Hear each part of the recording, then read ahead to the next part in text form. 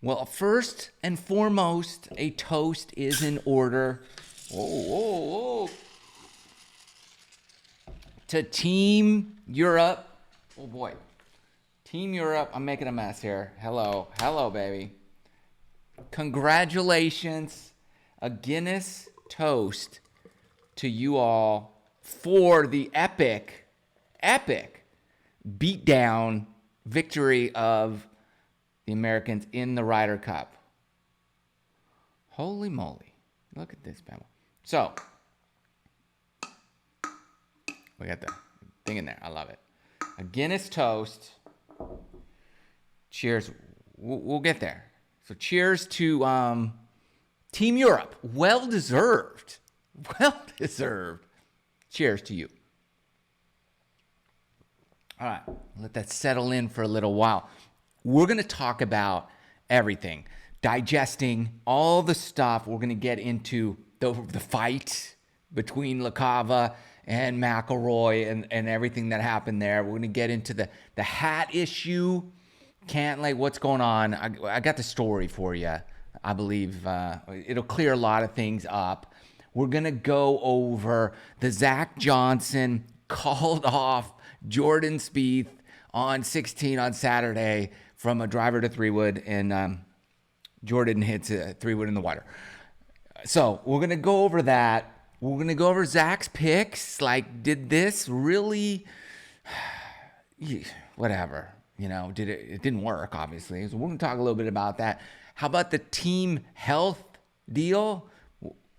We're going to get into a little bit of that. And was this the worst ever performance by the Americans? And how about Rickie's concession putt literally to Tommy Fleetwood for the Ryder Cup? It's good. Picking up the 4-footer or whatever. I guess it was 2.5, 2 feet 8 inches. It gives it to him. And then this Nicklaus Jacklin award. And I didn't think anybody's going to win this year. What is that thing? All right. First and foremost, here we go. Let's, if you got two things. One, if you need clothing, 7 Diamonds got you hooked up. I got a discount code there. Link in the video description below. And they've got everything. Him, her, every occasion. Check them out. Great stuff. High quality.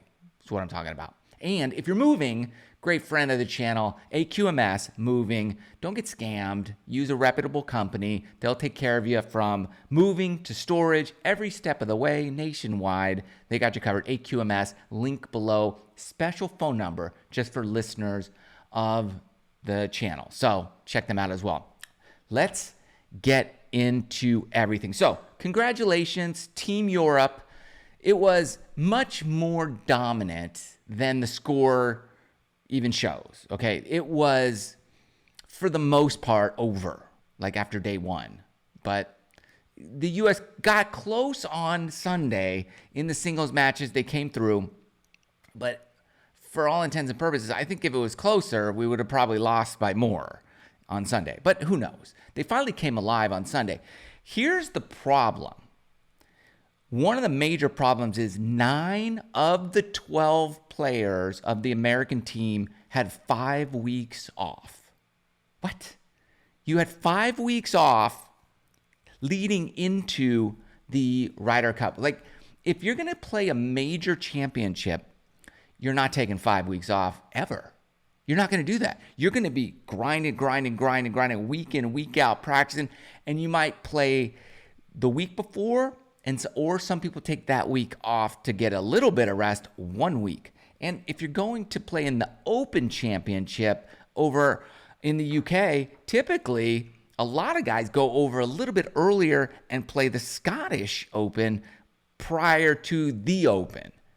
So here, nobody played except for Justin Thomas, but he kind of needed to play because he didn't play in the playoffs. So he played in the Fortinet Championship in California, and then who else played? I think Max Homa played in that one as well. And then Brooks Koepka played a live event the week before. So those are the only 3 guys who had any recent playing prior to go. 5 weeks is kind of ridiculous. So I would think if it were me, and I'm playing the Ryder Cup over there.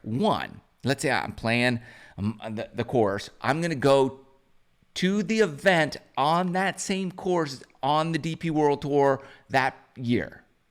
So I would have played in that event. I don't think any of them did that, but I would have played in that. So I had some familiarity with the course. Now it's going to be set up totally different, but at least you kind of understand how the greens roll and break. So you would have had some prior experience. I feel like I would have done that. And I think I would have played in some events. 5 weeks, man, that's a lot. You're going to lose that edge. You think about playoff basketball or baseball when one team like sweeps and the team they're going to face plays a 7-game series. You have extra days rest. They always come out flat early. And that's exactly what happened to the U.S. team. They came out flat early, real early. Like, they didn't get a full point. Here's the thing. They didn't get a full point until Saturday. That's their first full point in like Saturday afternoon. So it was kind of, that's concern. That's flat. That's a flat start. So that was probably right out of the gate. You had to look at that and say, what the heck's going on? So that was already in Europe's favor. So great job, Europe. Great job. There you go. What about, okay. Now, we saw some commercials about this Nicklaus and Tony Jacklin award, awarded for great sportsmanship, right? Because Nicklaus conceded a putt to Jacklin and whatever. After watching this Ryder Cup, I'm thinking, I don't know who you give that to. Like, there's really nobody to give it to. And I was thinking, okay, maybe Luke Donald would be the guy. He pretty much conducted himself pretty chill for the most part. He did. He was totally awesome. And other than him, I don't know who you would give it to, but they gave it to Justin Rose, and I'm thinking, okay, solid. He's a pretty level-headed, cool dude. He's not going to do anything, unworthy of the award. So luckily, they got somebody to give it to, because I was worried. I seriously did not think that was going to go down. So congratulations, Justin Rose. First ever Nicklaus Jacklin Award winner. So cheers to you, Justin Rose. You are the one and only guy, minus your coach, your captain, who could have possibly got that award. Cheers to you. Cheers to you. And I did watch the Bob Does Sports Rick Shields video where they're chugging. I probably could drink 2 Guinness in 9 holes. I don't know how those guys, 9 Guinness. Like, this thing is thick. How do you chug a whole, like, you're talking 2 hours, two and a half, maybe 2.5 hours. I wonder what they blew on like the breathalyzer. And they're driving golf carts. Anyways, cheers to you guys for doing that too. So, shout out to Bob and Rick. I would have been toast. You would have had to have somebody carry me off the course that day. I don't know if I would have made it through like 4 holes. No way. I probably won't finish this. Anyways, and I like Guinness. And Fat Perez didn't even like it. So cheers. Golf clap to you guys. But back to the Ryder Cup. All right. We're going to get into the Zach's picks. So what is the deal with his picks? Here's the thing. I gave him a hard time going in because I felt like you should have picked Bryson DeChambeau and Keegan Bradley. And I stick by those. Here's the thing. The statistics were this. The Europeans they believed, and they were statistically better from 180 yards to 220 yards. They were better than the Americans. So they set up the course accordingly, meaning the par threes were in that zone, and the short par fours were short enough that you had to go for it. Like, you weren't 287 par 4. You're not going to lay up, and especially only the carry is like 240. So you're not laying up. You're not hitting a 6 iron, 7 iron. You're just not going to do that. So you're going to go for it pretty much every time. So Luke knew that.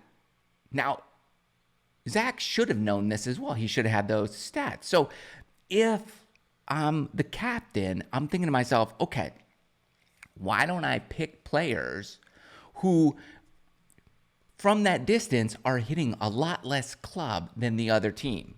Oh, that would have brought in Bryson DeChambeau, right? Like you're going for the 16th green with driver or 3-wood, but my guy Bryson could have hit a 2-iron. So that's going to be a bit more accurate than the 3-wood or the driver. So knowing those stats and predicting what they were going to go for, even those par 3s are 190, where everybody's hitting 6-7 irons. Bryson's hitting 9-iron, 9-iron, even a wedge on some of the. So I'm going with the 9-iron over 7-iron every time statistically. So that's why I would have picked Bryson at least, but he didn't. So we beat him up over it. He went with his team, and Justin Thomas was the guy that we were kind of like, we don't want that guy. Like, he didn't deserve it. But, I got to say, like, he showed up. He fought. He didn't play that great, let's be honest. But he is, in the Ryder Cup, one of the guys that you do want on your team because he is, for lack of a better word, like annoying to the other players. Like, he will rally up that other crowd, and he will be excited and show a ton of emotion. So will Bryson. So I would have picked Bryson at least. And if you wanted JT, then I would have got rid of one of the other guys and got Keegan in there because he does the same thing. So that's why I would have done that. But he went with his team, and they fought hard. Like, I'm not going to beat him up for not trying. They tried. It didn't work. Didn't work. Were they the worst team ever? No, I don't think so. I don't think they're the worst team ever. I wouldn't say that. Like, they didn't. If they laid an egg on Sunday and gave up, maybe. But hats off to you guys. Hats off. You didn't give up. It would have been easy to just say, forget it. Like, why? But they each and every one of them, got to give them credit. Cheers to American team. You went out there on Sunday and everyone tried and gave it their all. They're pros, right? They're pro athletes. Cheers. Cheers, you guys. Good job. I mean, I can't chug a Guinness. There's no way. Okay. So, not going to beat that up. All right. What about the team health deal? Zach was talking about, I'm glad we have a team doctor.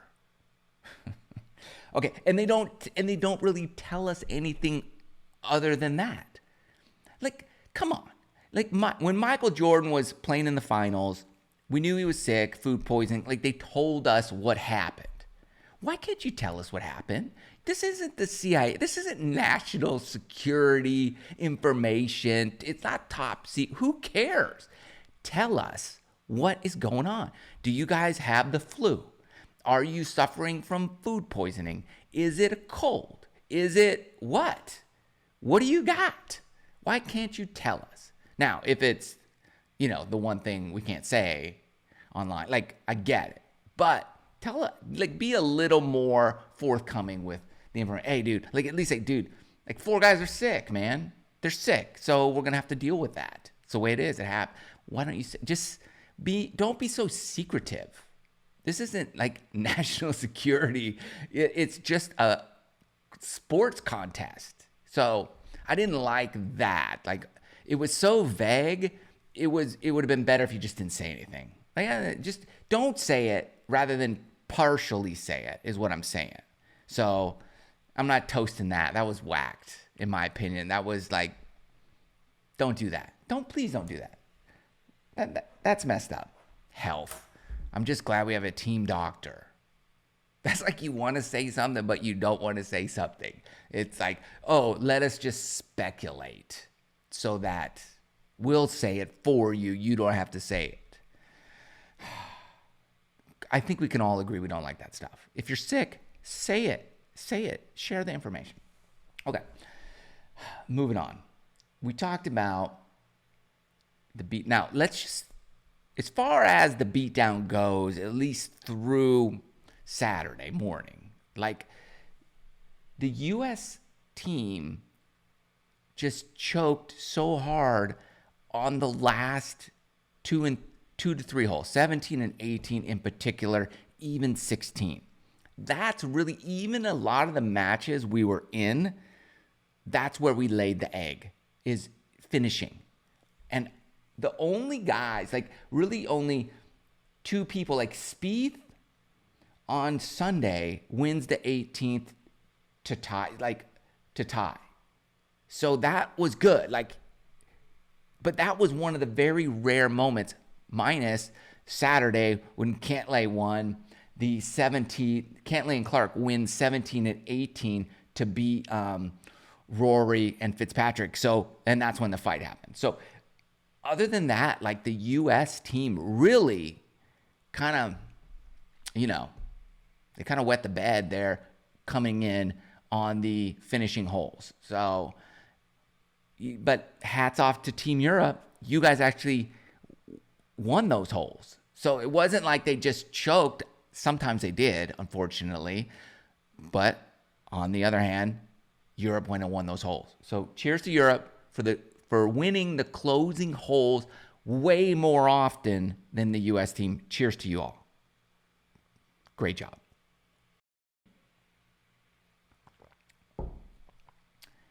Now, how about the fans? Okay.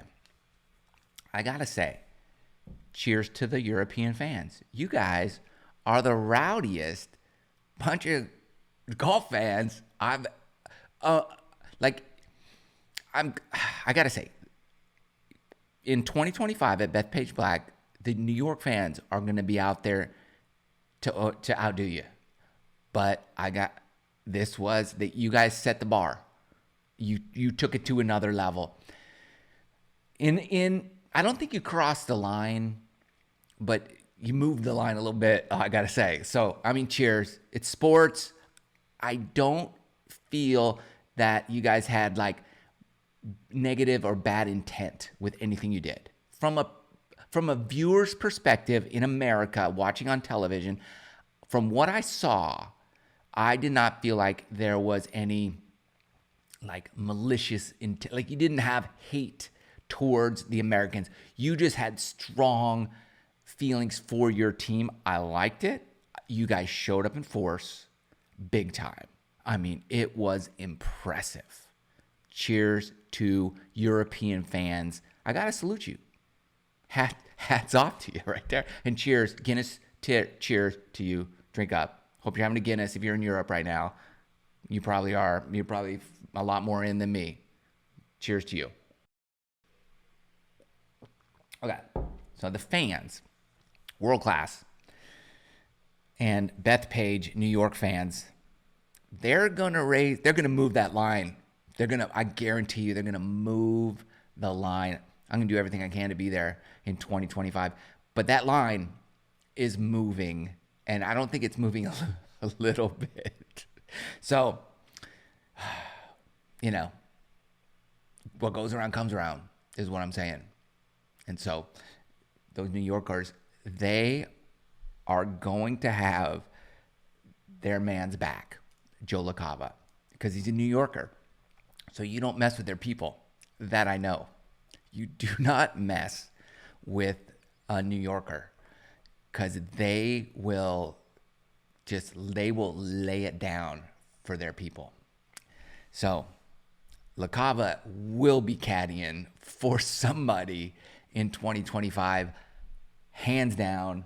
Bet your bottom, your last dollar, your last Guinness, that is going to happen. So I don't want to say beware, but New York is already planning their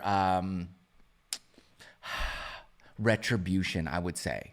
I won't say revenge because you don't want to have that, but they're planning their, I don't even say attack, but they're scheming and planning today. I guarantee you, across New York, those guys are they're talking right now. What do we do? How do we bring it? Let's have our boys back. So it's coming. It's coming, Team Europe. Be ready. Cheers to Team USA in 2025. Okay. What about Cantlay's hat? The hat deal. A lot of people were saying that the hat was a protest in regard to the fact that they don't get paid to play in the Ryder Cup. So they don't get paid. Okay. This is totally not true, but here is how it could be construed in such a way. So Cantlay doesn't like wearing a hat. He's not a hat guy. He's got a shape of a head where a hat doesn't fit right. And these Team USA hats are fitted hats. They're a certain size. He doesn't like them. So he doesn't like wearing hats anyways. So why don't you wear the hat? Well, you wear a hat on the PGA Tour and he says, right? Or he would say, or he could say to somebody this, well, I'm paid to wear a hat. Okay. And then people take that and they run with it and say, see, because he's not getting paid, he's protesting and not wearing a hat. He only wears a hat if they pay him. That's not true. Somebody pays him to wear, like in that contract, we're paying you for your hat billboard. It's a billboard. It's a location. We're paying for this area and we're giving you a lot of money, so you have to wear a hat. Great. He's not getting any money for the Ryder Cup, so he can do whatever he wants, and he doesn't like wearing a hat, so he doesn't wear a hat. That's what it was, and people took it and ran with it. And we know there's no division in the locker room because the entire team they did the hat thing. They were twirling the hats. They took their hat off. A lot of guys didn't wear a hat today on Sunday. Morikawa didn't wear a hat. Scheffler, his buddy, doesn't wear a hat. Justin Thomas didn't wear a hat. And a lot of them have these weird tan lines. They still decided to support their guy, not wear the hat, did the hat rally. It gave them a rallying cry. It almost worked, but not quite. And it almost got a fist fight almost ensued because of the hat deal. So the hat, it's a non-issue. Okay. The locker room wasn't divided between pay and don't pay. And people are saying, well, Brooks gets a bonus if he goes in the Ryder Cup. So therefore we should get paid too. Well, you could have went to Live and got a lot of money and got the same bonus for going to the Ryder Cup, but you chose not to. So therefore you don't get it. So you want to get paid, go to Live and they'll pay you to play in the Ryder Cup. Or you can negotiate with your other sponsors and say, hey, if I'm on the Ryder Cup team, there's a bonus for me. Why don't you just do that with your regular sponsors? Because if you're in the Ryder Cup, you just get more eyeballs on you, which will translate later into more money, a better presentation, more eyeballs on the brand when you're wearing their gear. So you can negotiate that in your other contracts and don't put it on the backs of the PGA Tour. But I do understand the argument that you should be paid to play in the Ryder Cup because the PGA Tour and the PGA of America make a ton of money for the Ryder Cup. They're raking it in, TV contracts, all kinds of things, and sponsors, you name it. They are making a boatload of money because of you playing on the Ryder Cup, because of the Ryder Cup, and you should be paid. But the hat thing wasn't a protest for payment. People just took it and made something up that wasn't there for clicks and eyeballs and things like that, much like we YouTubers do all the time. So that is that. Now, what about Zach Johnson calling off Jordan Spieth on Saturday on 16? Jordan has driver. Zach steps in. He's the only guy other than the caddy who can give advice to the player. Like the other captains can't advise the players. They can advise the captain, and then the captain could advise the player, but whatever. For some strange reason, Zach Johnson felt like he needed to step in and call off Jordan with the driver, and Jordan really needed a hole-in-one. They were going to lose anyways unless they won 16, 17, 18. So Zach steps in. Jordan Spieth hits 3-wood, comes up short, goes in the water. It's ridiculous. First off, you don't ever, they must have practiced this during the practice rounds. And Zach must have said, hey, I think you could get there. We practice it with 3-wood. That's going to give you your best chance for like a hole-in-one, right? First off, you never go for a hole-in-one. That should be like, An eagle, yeah, maybe they were like, hey, this is our best chance for eagle. Driver's going to put you in the bunker or in the back rough or whatever. But in my opinion, it's a lot easier to get up and down from the bunker than it is from the water. I'm no expert, but I think it's easier from there versus there. And he was here. And so now he's dropped 2, hit 3, maybe 4, whatever. It didn't work out. You didn't win the hole. You tied the hole because of your partner, not you. But either way, you basically were in your pocket because of your captain.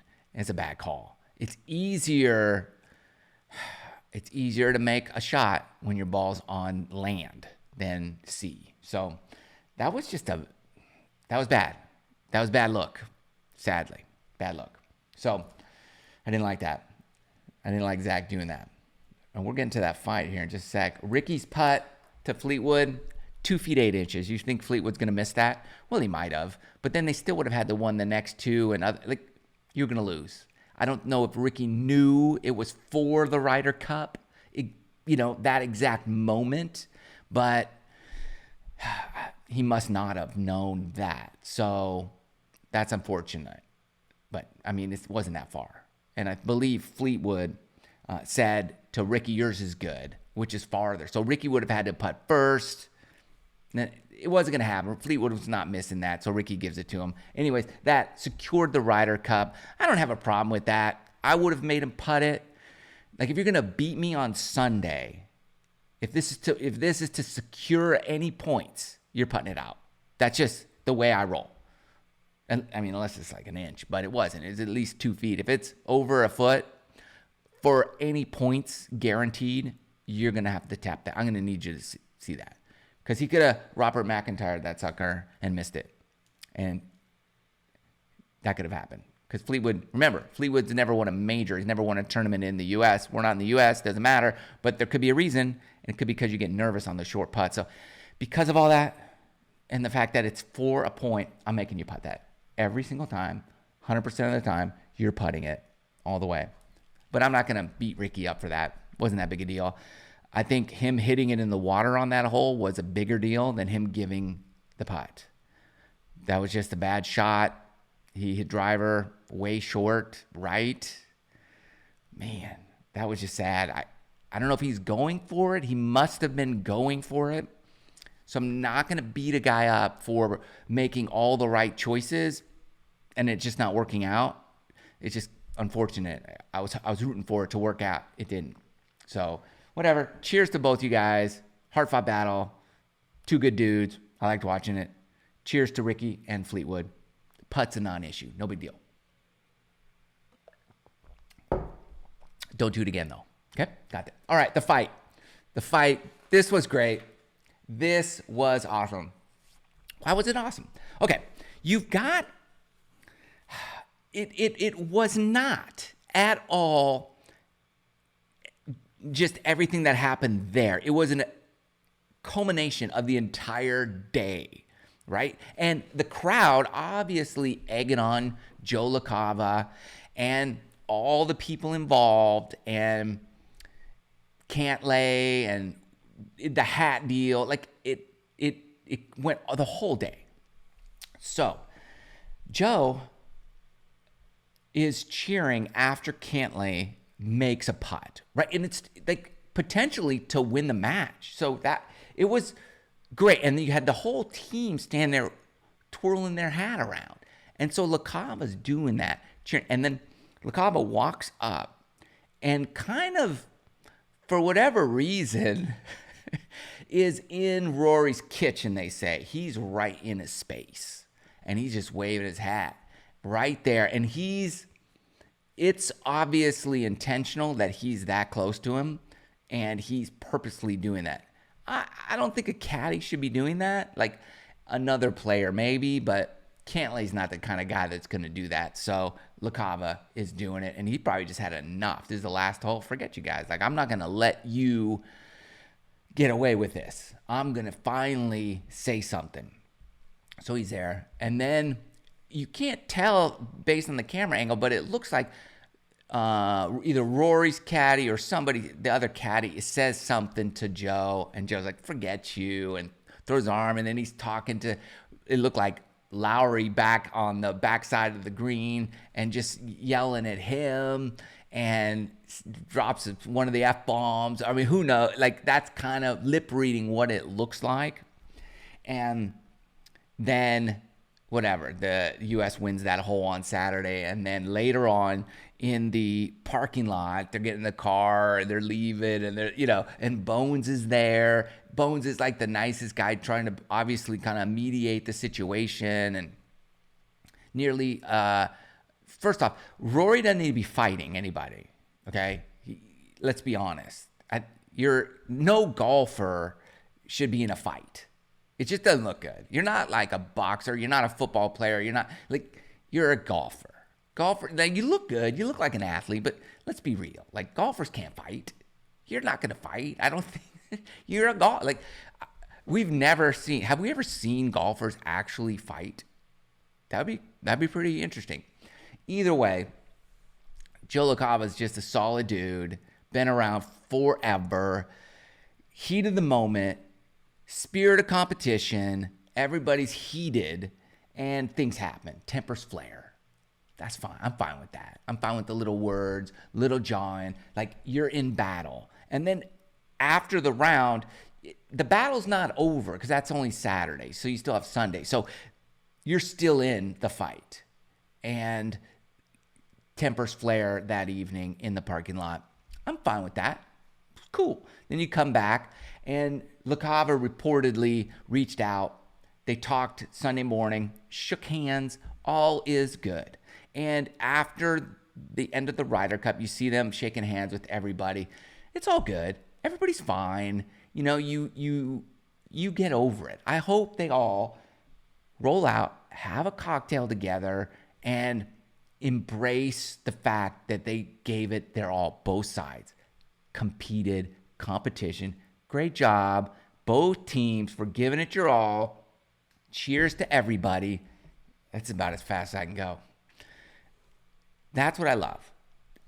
Lay it out there, and dudes can do this. You can go, you can nearly get in a fist fight. You can get in a fist fight, and afterwards, you're best friends. And you're hanging out in the pub, having a great time. I hope that's what they're doing, celebrating together, because that's what competition is all about. You give it your all. Tempers may flare. You may do some dumb things. They may do some dumb things. At the end of the day, you shake hands, give a big hug, congratulate the winner, and go out there and say, let me buy you a drink.